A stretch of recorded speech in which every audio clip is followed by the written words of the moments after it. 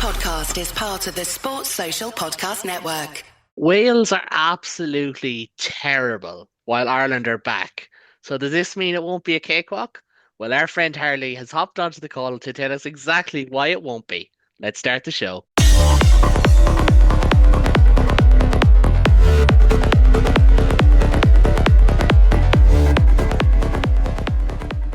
Hello and welcome to the latest episode of the Interpro Show, your home for all things Irish rugby from across the professional and amateur men's and women's game in Ireland. I'm joined as usual by Adam and by David, our Irish correspondents, and for one night only, the great Harley Worthy of rap punditry fame has joined the Madhouse. I was going to say rejoined, joined the Madhouse for yeah, you're really in for it, Harley. But the very best luck to you. But gentlemen, good evening to you all. We're going to start with a little bit of URC chat before we preview Ireland against Wales at the weekend. I think the story of the week is Connacht Glasgow. I think it's fair to say. What a game that ended up being. Connacht coming from behind to snatch it with two late tries, both in the last 5 minutes of the game. If I'm right, I was working, so I was watching on a tiny little screen in a press box in Limerick because I was reassigned with very little notice, but I was delighted to be at it. But an unbelievable win for Connacht, snatch and grab, and kind of what a lot of people have said, to get that big moment in the new stadium, that big result, league leaders Glasgow. We've seen what Glasgow have done in recent weeks. They look so well coached, and they did look like a good team for large passages of the game. But Connacht were excellent, or sorry, they were excellent that second half. The first half was it was what it was, guys. There was a lot of halves of bad rugby this weekend. A word to Keane Prendergast came off the bench, got man of the match because he was everywhere. He covered every blade of turf. It's not grass. Is it turf? Yeah, we'll say turf.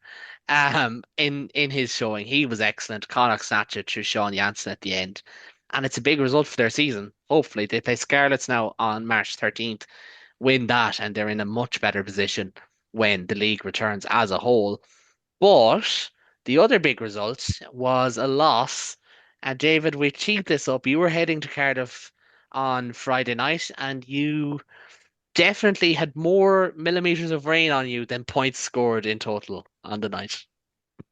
Yeah, it was fairly apocalyptic. There was kind of a bit of hope.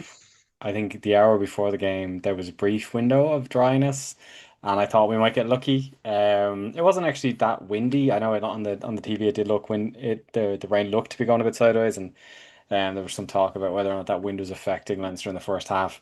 Being there on the ground, the wind wasn't that strong. It was more just the rain. But boy, that rain kicked right back in, and particularly for the first half, it bucketed down, and it just seemed to have a really appalling impact on the game. Like it was always going to be a weird one for Leinster. You know, this is those weeks during the Six Nations when they're shorn of a lot of the main squad, going quite deep. And having to put now, you say that we still had Harry Byrne, who's international. We still had Luke McGrath, who's an Irish international. We have Robbie Henshaw and Rico Ioane in the centre. So it's not to pretend like this was a complete band of neophytes, but it was a fairly shaken up team. Come up there against Cardiff. I remember being in Cardiff 2 years ago when we played them, and they're a sticky team. They were a sticky team that day, and they remain so. But the biggest factor, the biggest takeaway from that first half was it was just not a night to play rugby, going in either direction. Cardiff obviously took their points, took those 3 points when they had the opportunity. Turned out to be the best decision they possibly could have made because that was the difference in the end. It was fully, I don't remember the exact minute. It was after 50 and just before 55 minutes that Cardiff scored the first try of the match. To think that we would get that far into a game with no tries being scored. It was 3-0 at that stage. The last time I remember that scoreline was, I think Leinster went to Parma to play Zebra, and the game ended up being 3-0. And I really thought that's what we were headed towards as well, until Cardiff managed to pick off. To talk about some of the little rugby that was played, Leinster seemed to develop this unfortunate habit of kicking the ball and keeping it in play. I'm not sure why. They played, if we looked at the action areas from the game, Cardiff had better more territory than Leinster. Possession was about even, but it felt like about 80% of that game was played between Leinster's try line and the Cardiff 22. We basically didn't get into their 22, but it was so much of that match was played in that kind of middle of the pitch, edging towards the Leinster side. And repeatedly, Leinster just fired balls back to Cardiff, gathering them on the halfway line, running them back. And the end result was that Leinster ended up basically in the same position, but Cardiff had the ball now. And it was one of those kicks that instead of running back into contact, Cardiff managed to find a bit of space and manufacture a score out of, and it just felt like such the apt punishment for the kind of the wasteful throwing away of possession and these kind of aimless kicks that had been fired back all night. And then it wasn't until I think it was 10 or 15 minutes later that with Cardiff having a player in the sin bin, Leinster finally managed to manufacture what was in the end a nice enough score. Luke McGrath managed to squeeze through in the middle and going under the sticks, making the conversion easy to bring it up to 7-8. And it did kind of feel like towards the end of the game, I don't know if it was a bit of Cardiff tiring, a bit of Leinster getting some kind of tail up, a bit of the rain slightly did start to ease off towards the end of the game. But it did feel like if the game had pushed on for a bit longer, Leinster might have managed to steal a victory. But it would have been theft because they didn't play anywhere near well enough to deserve a win. I will say as well, like Cardiff didn't, in my opinion, didn't play particularly fantastic either. They made that one call where they took a shot at goal and it paid off. Looking back, I can't even fault Leinster for not doing that because I don't know that they ever got a penalty in a kickable position throughout the game. They just weren't playing in that part of the pitch. One of the most interesting stats coming out of that game was that Leinster had almost twice the number of running meters that Cardiff had. They had over 400 running meters too. I think Cardiff had about 220 to 250. Um, and on paper, you can't imagine how a team that ran that much more could possibly have lost. But to watch it back and to have been there, you would have seen that they spent all of that time running between their own try line and the 15-meter line. That was it, and it was complete. It was an exercise in wasted effort. It's frustrating to come away from there with just the one losing bonus point, but there was a point in that match when I think we didn't think we were going to get that either. So it was a weird one. I don't know that there's anything really learned from that game except that Leinster's second team definitely aren't anywhere close to the second best in the URC anymore. And it'll be a very frustrating one for Harry Byrne, who, if no one, people who didn't see the game, he went for a tackle in the first half, and his head hit the opposing player's hip, and he went off for HIA and didn't come back from that. So he has been confirmed to have concussion, so that's ruled him out of round four, the Six Nations, which will be a frustration for him. Other than that, if you're looking for positives, I think I said before that the JJ Kenny be one to watch. Not really. He was kind of anonymous. Didn't really do anything wrong. Just didn't really do much of anything. But on the other side of the back line, Maloney, I think it's Ruben Maloney, is it? But yeah, He was there's a playing. lot of Maloney's in Leinster rugby. There's a couple of them running around, and there's a McLaughlin back there as well. But Ruben Maloney, he was something. He's big, he's fast. There was a couple of times there where he almost manufactured something by himself. Actually had a reasonably good performance in the air. So, you know, maybe he's one to watch going forward. But as far as positives go, there really wasn't much to take out of that game for Leinster except one bonus point. The best thing that happened to Leinster this week is that Glasgow also lost, but that was it was a wet experience in Cardiff. Cardiff, lovely as ever. The weather, not so much. Yeah, well, Harley, I know you said before we started that you weren't at this one, but if you were to say anything to the legions of Leinster fans listening, what would you say? And of course, David won't take it personally, don't worry, but the rest of them might. Sorry, I had to get that one out, David.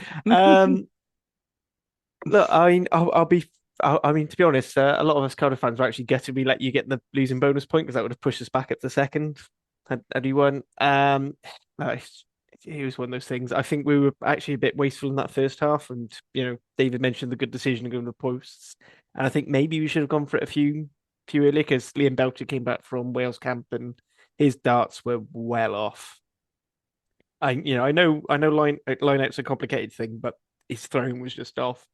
But yeah, it was nice to see Cardiff playing sensible rugby, which is it hasn't always been our thing. We've been guilty of trying to play far too much in conditions which are David called apocalyptic. I just called a casual regular day in Cardiff. That's just how it rains there.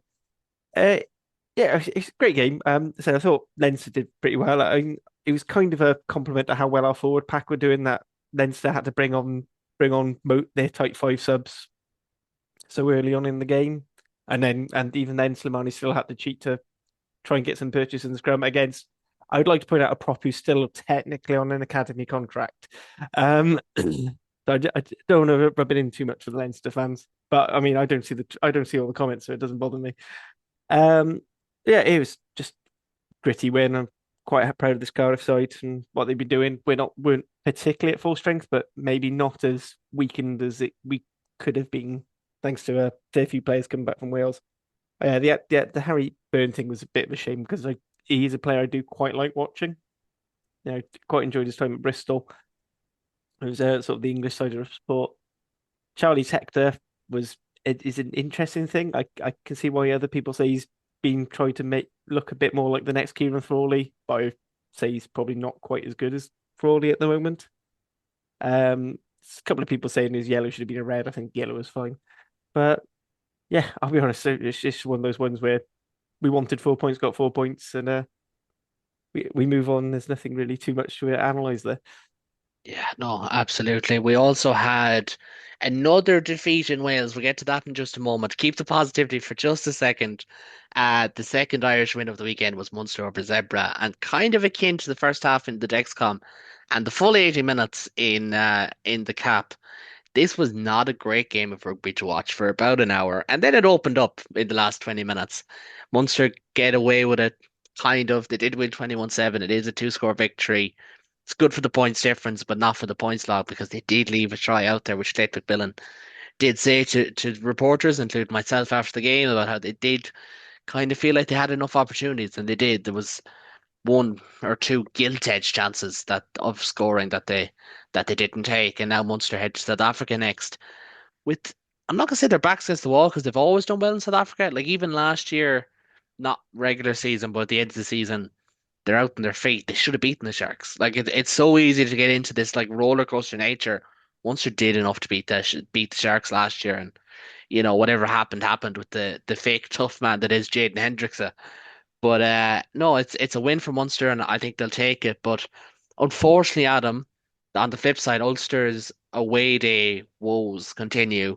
It hasn't been great for you on the road this year. Now, one game got postponed. Sorry, two games got postponed. One got cancelled technically, so there is that caveat. But it's kind of something that needs addressing. They lost the Ospreys, and it's a little bit of a French record at the moment. Can we talk about Cardiff again? I No. just really. Oh, okay. You can catch that No. on the Cardiff Central Challenge podcast. Cup. Oh yeah, we'll meet. Not the Challenge Cup. No, no, no, Harley. No, no, no. We're stepping the line there now. But yeah, it's sort of like the same as Leinster. We went with a relatively, like, I wouldn't say it's our strongest team, but we still had some of our like big name players. Like Nathan Doak was playing, we had Jack Murphy, we had Werner Koch, we also had Zach Ward and Bryn Ward. Like we had a lot of players that were out to prove something. We had Postlewaite as well. It just fell very flat. It was like a really flat performance from everyone. Like we had the try from Zach Ward, and Nathan Doak's like little chip through. But after that, we were just overpowered. It's the big issue that we have at Ulster is like, and I think in perfectly honest, the national team have this issue as well with our set piece and our scrums. Our scrum isn't a building block that it needs to be, and we were overpowered in many aspects in the front, in the pack. This is a pack with what the likes of Ian Henderson, you had Bryn Ward, Angus Bell coming off the bench. Like we had a strong team. I said this time last week, I was just like, we need to go out with a bonus point. But yeah, something about our away form this year really, really frightens me. Like it's really weird because we won in South Africa, but we can't seem to win anywhere else. We had that win in Amsterdam, the famous 28-0 against the Cheetahs. When the snow came down, and everybody remembers that game. But yeah, it's one of those where just it worries me. As an Ulster fan, it worries me. I think our form in the league is sort of teetered off a bit, especially in this middle part of the season. Our such like a strong start really coattails it to the middle part of the season, and hopefully we can try. Well, when we have the likes of James McNabney coming back and Ioana Augustus coming back, hopefully by the time we play Edinburgh, if not by next month, when the games start to matter more, then hopefully we'll be racking up those wins. But I think, as we say, we're a victim of our own success with how many players we have in the Ireland camp as well. Yeah, well, I mean, I'm not sure how far along I can go with that because, like, it's literally been one game in the last 6 years where that has been a factor. But speaking of, we are going to get into the Ireland team. We do have the Friday Night Lights fixture, which is why we're coming to you on a Wednesday evening between Ireland and Wales in Dublin. And I suppose just really quickly, Harley, to kind of get a quick Welsh overview. Yes, 0 from 3, but probably getting better each and every week. And I know you don't want to do the all condescendingness, so I'll leave the Welsh thoughts to you on that one. Yeah, I mean, you've got it spot on. I mean, we're you know we're coming from a place where we're clearing the bar, but the bar is on the floor. So struggling. Like the England game, a lot of people going, well, it wasn't as bad as last year. Yeah, it was still shit. France game, it's like, oh, there's a bit, the defense looked a bit better, the set piece was better. Yeah, but every time we kicked the ball, France scored. It was, and then Scotland game, I think that was just a group of players who just aren't used to winning now. And I think the problem is we had a similar thing in the third round last Six Nations when we played you guys, and we had a very good performance, and then it just completely dropped off then for the last couple of games. So this week is going to be all about us backing that up, and I very much doubt we're going to win. That we always find Dublin a hard place to go. We haven't won the Six Nations since 2012 when we got the Grand Slam. And then I think last time ever was a 2015 World Cup warm up. And I'll be honest, I can't even remember what sort of teams were played out. So that could have just been anything there. Um, for most of us Welsh fans, I think a good performance. I think we're all expecting probably a fairly hefty Ireland win. But if we can get a good performance and we can see improvements again on the Scotland game, I think most of us will be happy. Yeah, no, look, I know we're Irish, but like we do want to see Wales improve. I wrote about this in my preview. It's like you want to see these rivalries. You want to see a good team fall off, yes. But it's been 3 years almost to the day since Wales won a Six Nations game. That in Rome in 23. I think it was like the 11th of March or something like that. So it's quite a bit away now. But you're kind of hoping that we do see them kick on. We do see them, maybe not this weekend, but also it should be said, like it's a Friday night game. I go back and forth on this. I think there is much cheaper places to go to on a Friday night than Dublin, first and foremost. And that is a factor. And I know we're not going to do a full economic deep dive, but like for Welsh fans who always do turn up, it's a hell of a lot easier to get there for a Saturday afternoon than it is for a Friday night. Like it is genuinely tricky and kind of like Ireland going to Paris on a Thursday, and that was probably a once off. These things are great for TV, but the Six Nations is about the away fans. It's about seeing, the yellow daffodil, you know, sometimes headdress going around Dublin on Friday, or the flocks of red, or you know, I know they're still our friends, the English, going around as well on their away trips. Like for me, I do go back and forth. I hope it's a good game. I hope it brings out a good atmosphere that we've been begging the Aviva Stadium for so long. But we shall see. But on that, we're going to go into the Ireland 23 now. I'll read it out as always for all of you squares online. I go 15 to 9, 1 to 8. So starting out, thank you, Early. At fullback, it is Jamie Osborne. On the wings, two Ulstermen in Robert Balakoon and Jacob Stockdale. With Stuart McCluskey, arguably Ireland's player of the tournament so far, alongside Gary Ringrose in the centre, Jack Crowley and James Gibson Park restored at half back. The first two changes of the pack see Tom O'Toole and Ronan Kelleher come in, alongside Tyke Furlong. James Ryan and Tyke Byrne are the second row pairing, with Jack Conan and Nick Timoney starting in the back row alongside your captain, Caelan Doris. And then on the bench, it's Tom Stewart set for his Six Nations debut. Don't get me started. Michael Mill, Tom Clarkson, Joe McCarthy, Josh van der Fleer, an actual debut for Nathan Doak, and then Tom Farrell and Kieran Frawley. They're listed in the wrong order. I don't like it. None of us like it, but it is what it is. Adam, I don't want to tell you to not be a triumphant Ulster fan, but at the same time, can you talk about this squad with both the Ulster and the Ireland in the whole answer, if at all possible? Okay. Yeah, it's a nice team. Of course, I sent a clip in of the Vittorio podcast last week into the group chat as soon as I saw it. That Of podcast Jamie gets more shout outs than other rap podcasts and Global Game Line I'm podcasts. so I'm so sorry. It's just Jamie Dornan going stuffed him, and I was just like, I love that. But yeah, I think this is like a nice. It's a very nice team. I think it's a really interesting balance of rotation as well. I think this is like the rotation that we almost sort of want in terms of like a building towards a World Cup. This is what I've been crying out for.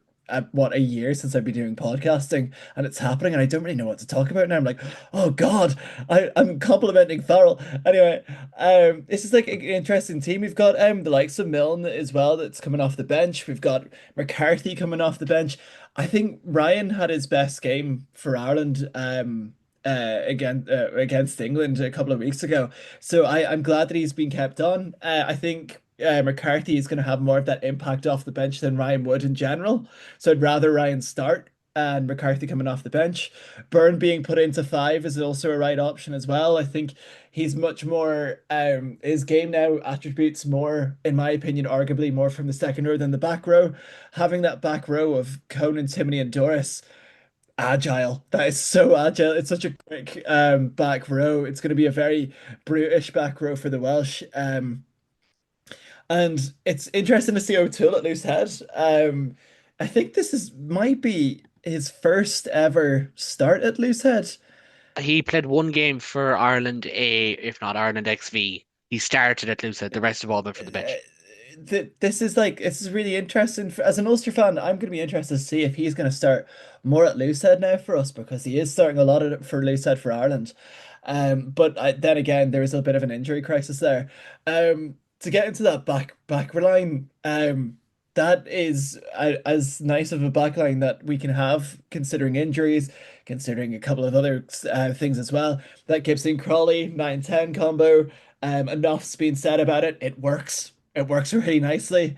Balakoon, Osborne, and Stockdale in that sort of James Lowe sort of build in terms of the kick, the boot, the attacking prowess, a bit faster than James Lowe as well. So, we're not going backwards because Stockdale's there. We're going the same, if not forwards, with Stockdale there. Ringworth and McCluskey, nice center partnership. McCluskey is absolutely storming it. Balakoon as well. Balakoon's outside. Tom Stewart and Nathan Doak. I must say now, I'm going to go a little bit more into the Ulster chat. But Nathan Doak having his Six Nations debut, Ireland debut, is a long, long, long time coming, and I really hope he gets really a good time on it as well. I hope he makes it on for like a good chunk of the second half, hopefully in the 50th, 60th minute, get a couple of minutes down in there as well. I also think that Tom Stewart coming off the bench is really good as well. I think allowing the players like Dan Sheehan to also be rested as well is a big factor as well. It shows that Andy Farrell is looking to grow this squad, and I do think that it is an element of how many injuries and how many bans that have came over this squad. And he's actually looking around going, right, I actually do need to build a squad. There is a World Cup there. And he's finally throwing the dice, and I really, really hope it works. Yeah, well, that's the hope. There is, I suppose, Jeremy Luckman has been confirmed ruled out. As far as I know, it's a calf strain, and as far as I know, his actual tournament believed to be over. It looks like he'll miss the Scotland game as well. Dan Sheehan and Craig Casey have been carrying knocks over the last 2 weeks by all accounts, or the last, I don't know, what are we, 4 weeks in? It's all one. So I think they're both amongst those rested. But obviously James Lowe is a long-term absentee, for instance. Um, and there's probably someone else I'm forgetting I, there, if I'm honest. I, Well, Nick I, Timley coming in for Josh Van der Fleer is yeah. rotation and all that as well. Adam, really quickly. I have to say, given Hugo Keenan's injury, I must say that Jamie Osborne is a great option to have at fullback as well. Like he's like we all know what he can play at fullback as well. He's really he's I felt like he stepped it up a level to a game that's already pretty much complete in that 15 shirt, in my opinion. So yeah, where there's a tournament where we're not speaking about Hugo Keenan, we're speaking about Osborne and how settled he is in that position as well. Yeah, no, absolutely. Harley, I suppose for a Welsh perspective on this Irish team, we're all talking about rotation is good and it's good to see experimentation and Six Nations debut, as much as I hate it, but like Six Nations debut, there's been about 10 of them handed out so far. These are good. But from a Welsh perspective, no, say Bundyaki, Hugo Keenan, Mac Hansen, James Lowe, Andrew Porter, Dan Sheehan. It's not as scary as Irish teams you've faced in years gone by. It weirdly, it's a different kind of scary because you kind of know what you're expecting from all those names. James Lowe is going to just give you lots of territory. He's going to clear it miles, but you can get a ball if you can get a ball behind him, then you're going to get your kick chase on that, and it's a bit of shape. Porter is he's coming in at the 90 on the scrum time, so if you've got a decent enough ref and you've got a sort of tighter prop who can hold it long enough, he's fine. But then you bring in props who actually will scrum straight. Tom O'Toole at loose head's a bit of an interest because I've only ever seen him play Welsh teams at tight head, and he's usually been pretty solid there. Jacob Stockdale, I still have flashbacks to his debut game again. I think it was either his debut or one of his first few caps for us, 2017, I think it was, and just absolutely blindsided us, just like pace and physicality. Hopefully, he has the sort of game he's had for Ulster against Cardiff in Cardiff, and that would be quite nice. But I No imagine that's not going comment. to happen. No comment. It's not going to happen, though, I don't think. And there's a lot of youth there. I'm a bit gutted that James Ryan and Adam Beard aren't either both starting or both on the bench because we get to have that We're argument. not we're not doing this. We're not. I'm sorry, we're not doing this fucking In fake the used to blue be great sky ass war. No. in the battle of who is a perfectly serviceable second row. The other battle I was actually quite looking forward to is I was looking forward to Dan Edwards versus Sam Prendergast to see who is more of a revolving door in defence That's because they are The both comments, terrible. Harley. The comments. that was I 100% if you written want, down in and the best thing advance. is, I'm getting all the Ospreys fans to have a go at you now as well because they Oh love yeah, take, they fair love it if point. you complain about their players. Yeah, they really do. The whole Adam Beard is not the line out perfector. Yeah, really doesn't hit, it really doesn't land in Osprey's land. But it's a good summation in fairness. And I suppose, David, we've asked for rotation. I've asked for rotation. I wanted five changes and practically a new bench. I got five changes and practically a new bench. Um, it's And you're very still not strange. happy, And you yeah, say. shut up now. I'm very happy. Thank you very much. I would make one or two changes myself, but I'm not like it's wrong. Like this is very much a step in the right direction. And there's the element of reward and form as well with the likes of Nick Timoney and Ronan Keller, I think has been excellent. The Stockdale call more like for like, which is more what we've seen from Farrell before. I know we discussed that it's very hard. It is very hard on Tommy O'Brien. We discussed that in the group chat. It is rough for him to miss out entirely. But I suppose when you look at that 23, it's kind of what if you took the previous three games and you didn't see a team sheet and you named a team for Wales, if you named this one, I think the only players people would be looking at is maybe don't have Byrne, Conan, and Doris and Gibson Park. Maybe just two of them. I think that's all people would be looking at, and that's a good sign, isn't it?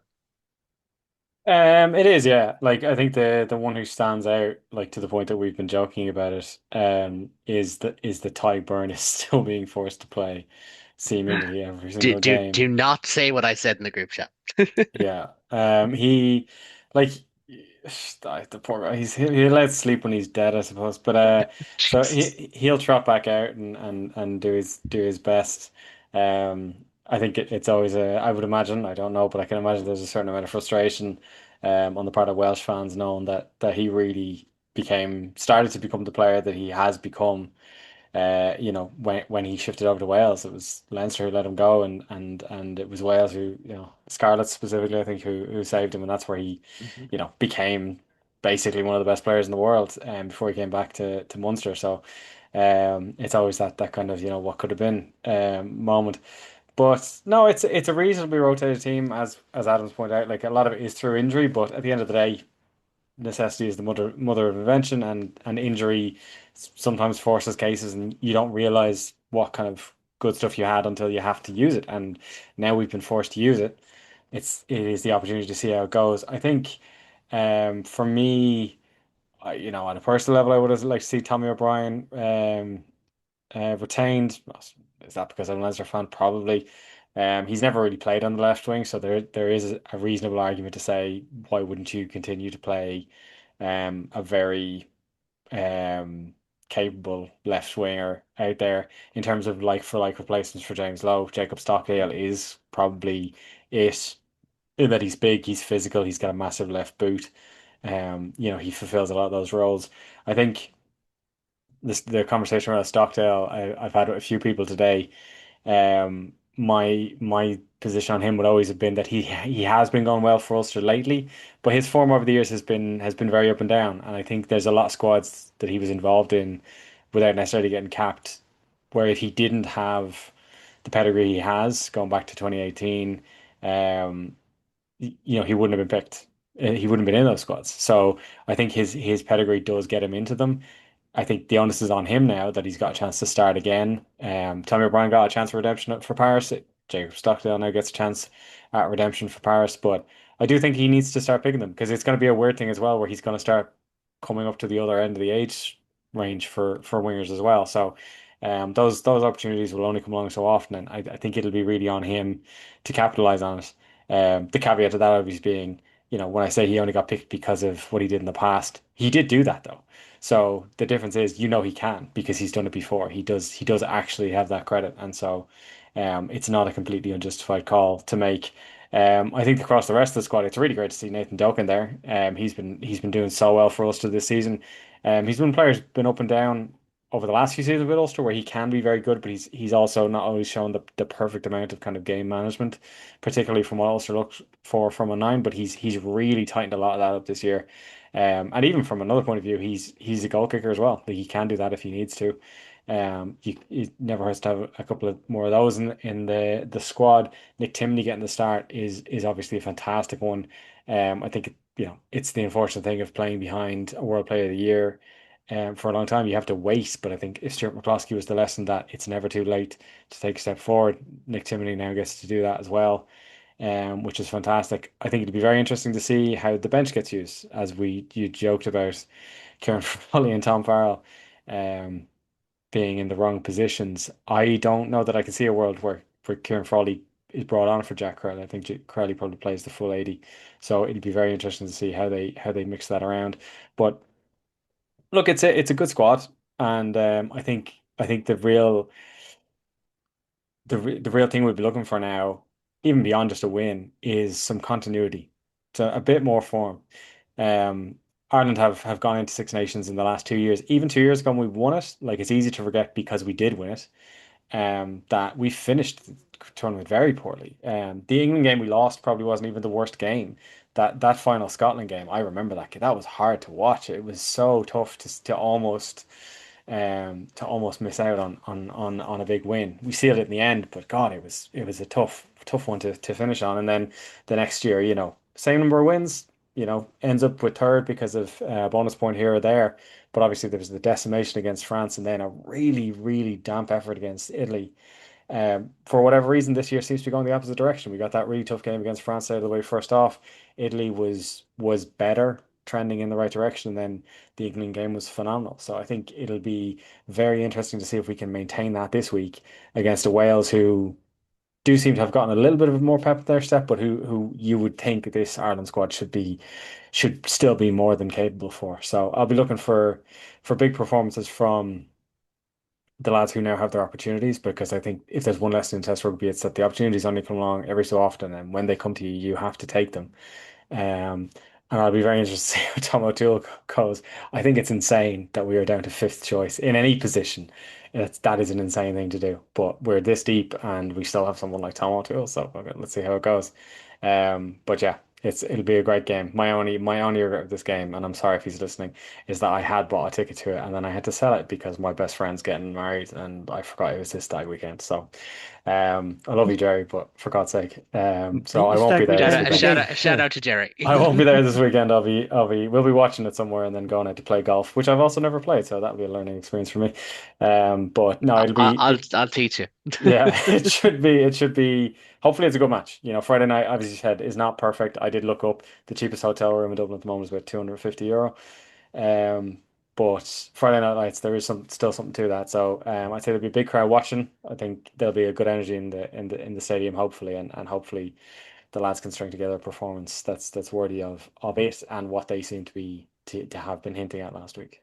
Yeah, for sure. And that's if you can get a hotel room, that'll be like 250 quid. Like that's Dublin for you. It's hotels everywhere you look, but can you get a room? No.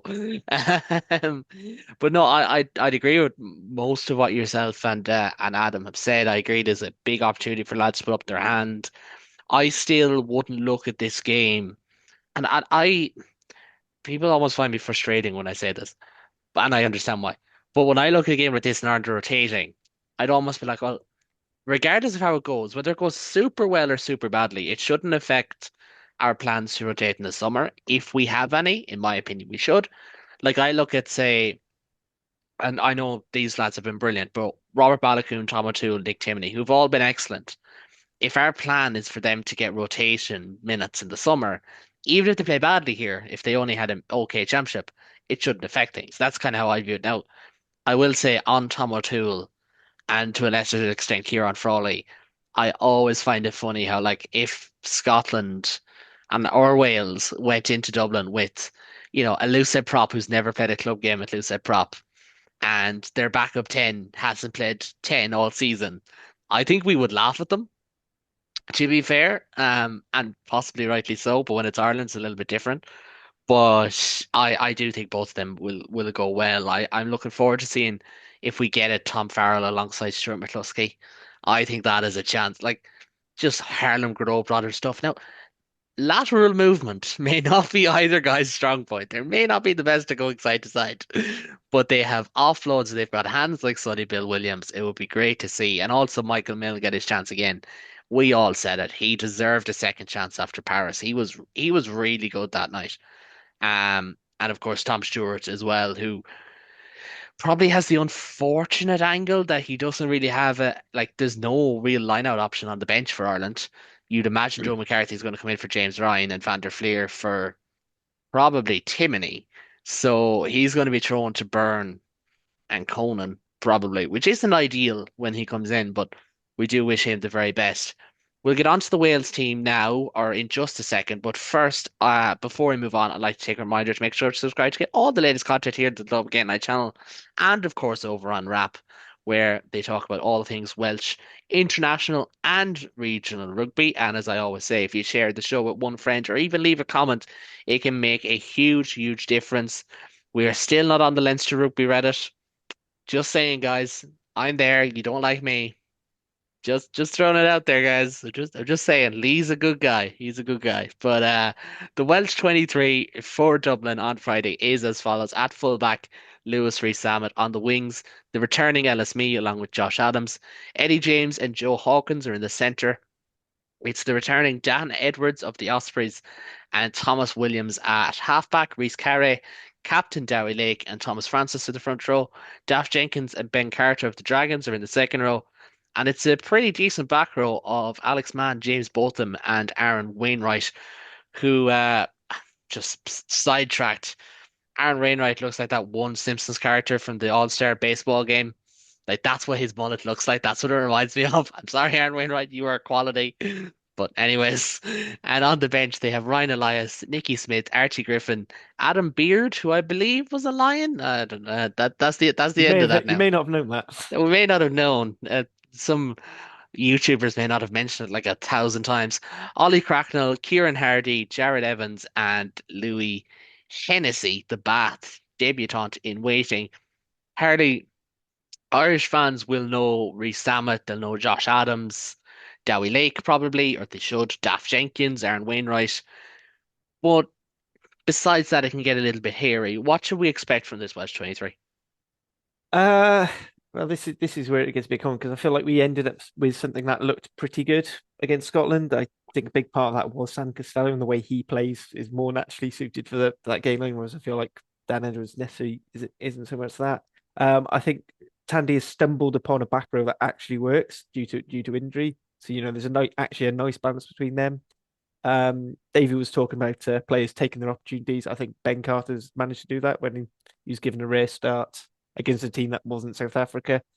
Second row ran the line out fantastically. It was probably one of our best performing lineouts because I can't actually remember a time when we'd go up and actually steal. Which just as a bit of a spoiler is when we go into how I think Wales need to play. Targeting Ireland's line out is always a good start.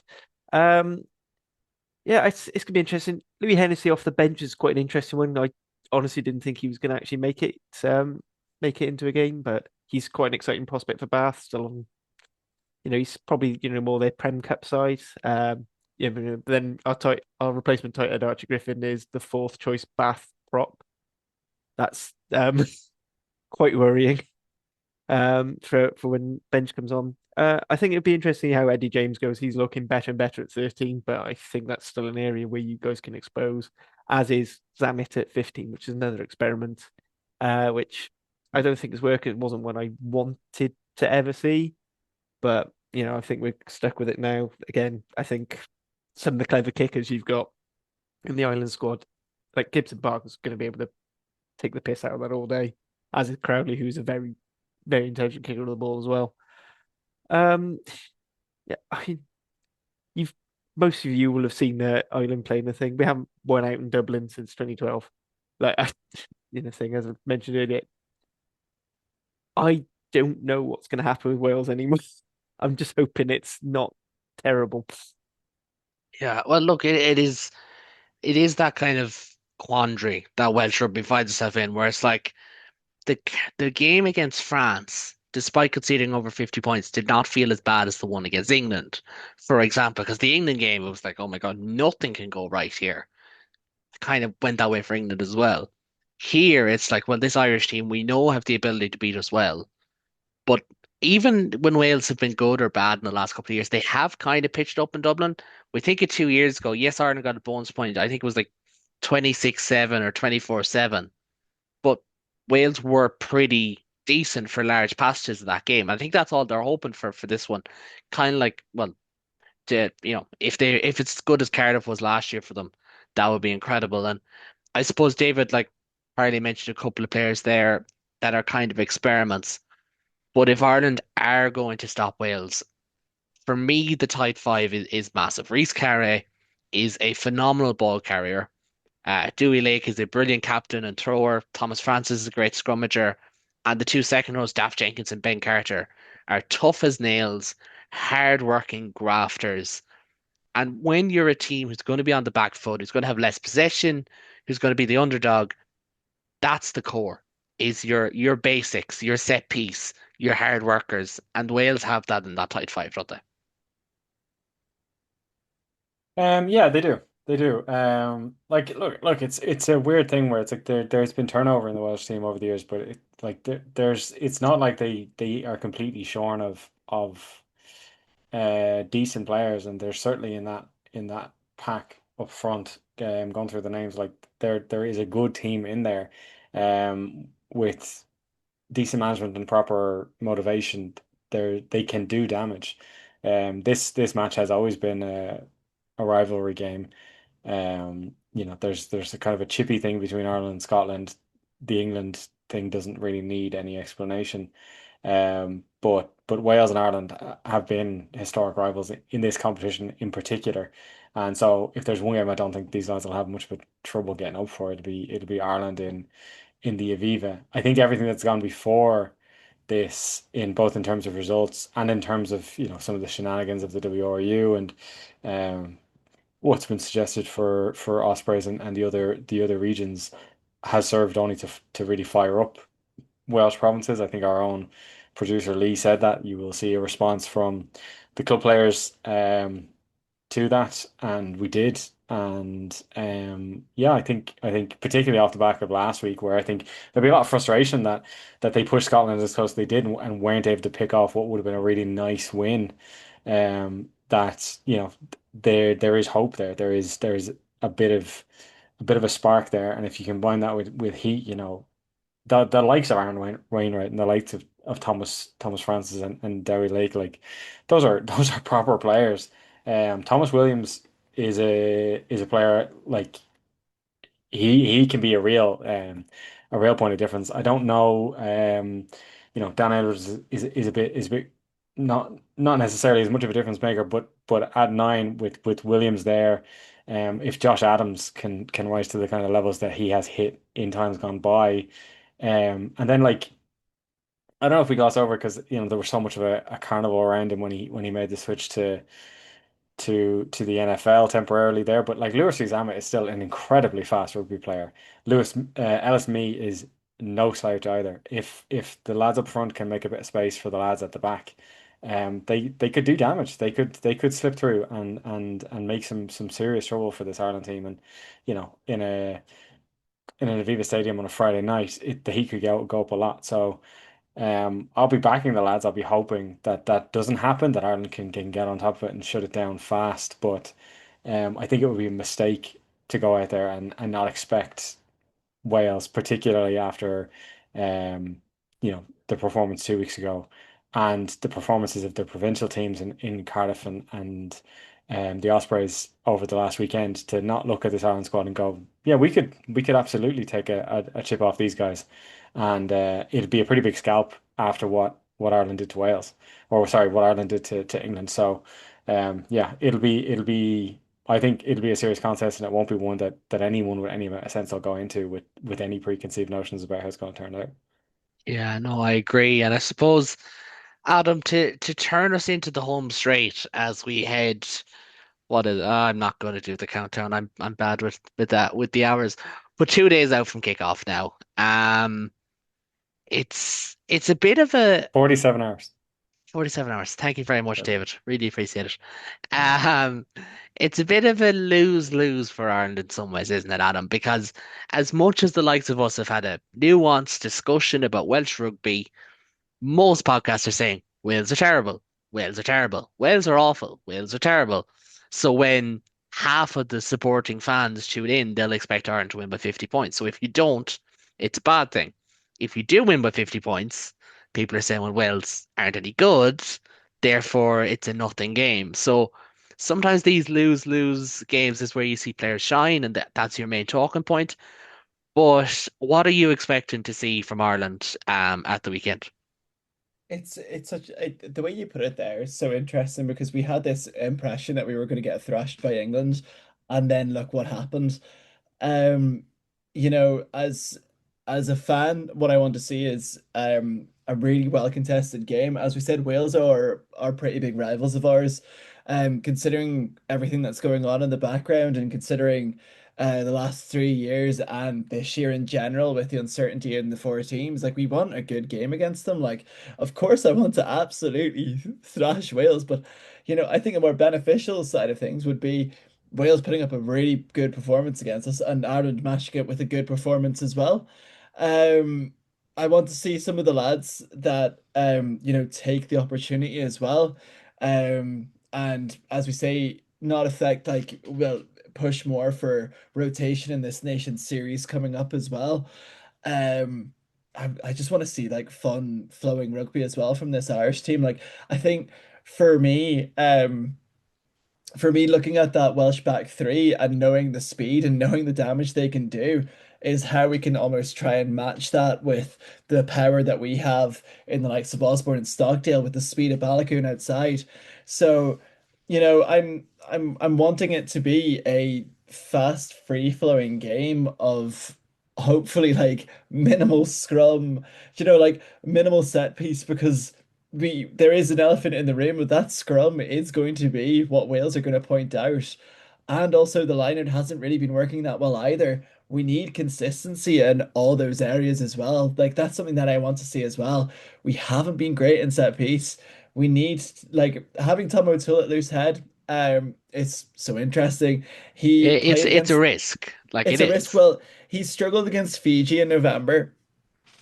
It did relatively okay in England, but the thing is, our scrum is not functioning in general, and I'd rather have, like, as an Ireland fan, I want to see that set piece really cleaned up.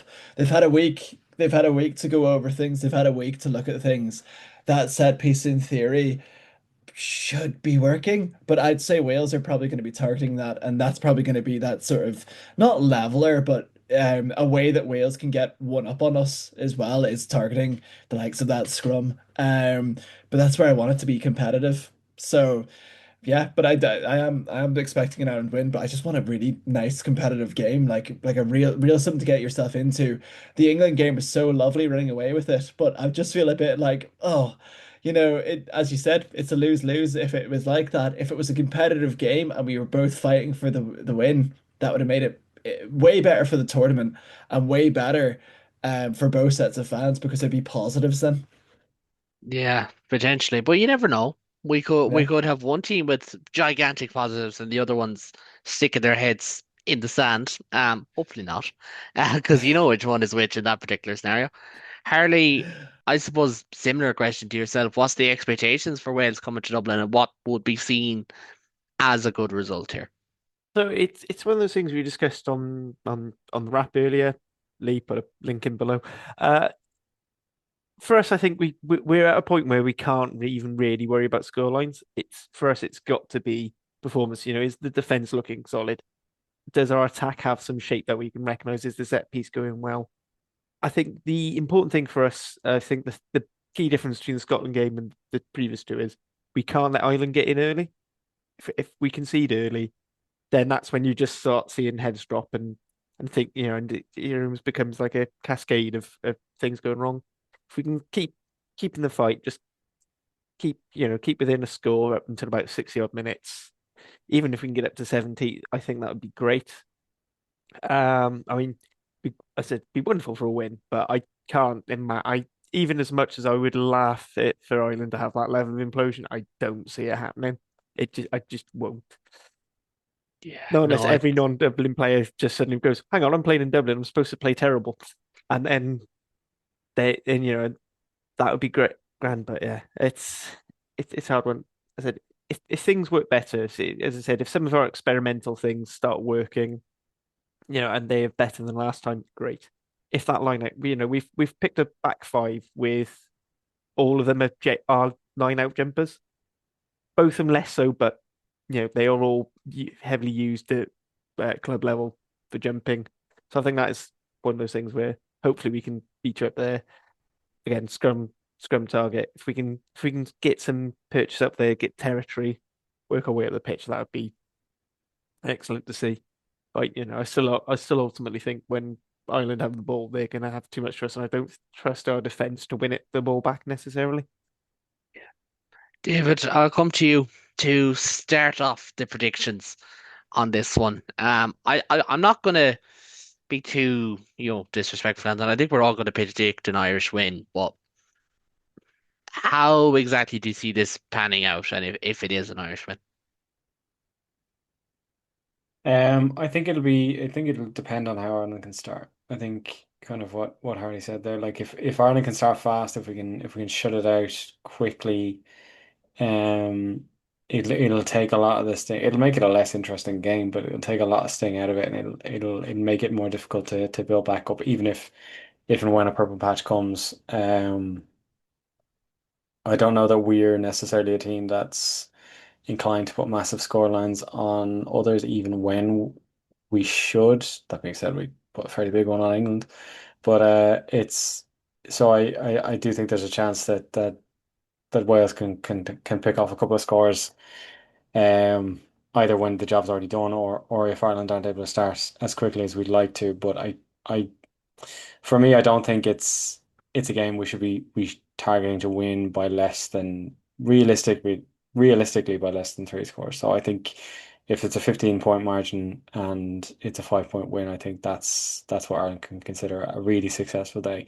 At the end of the day, a win's a win, and if we go behind at any point, I'll be screaming just to get the 4 points and get out of there. But I think that's going into it. That's what Ireland have to target, and they have to look to start fast and try to maintain consistency. That was the most encouraging thing about the England performance, was the consistency that was maintained throughout the game, across the whole squad. So I think that's something we got to look for them to bring and maintain for this as well. For Wales' part, their job is to just go out there and ruin our day, to make it frustrating, to make it difficult, to make it a grind, take their opportunities where they come.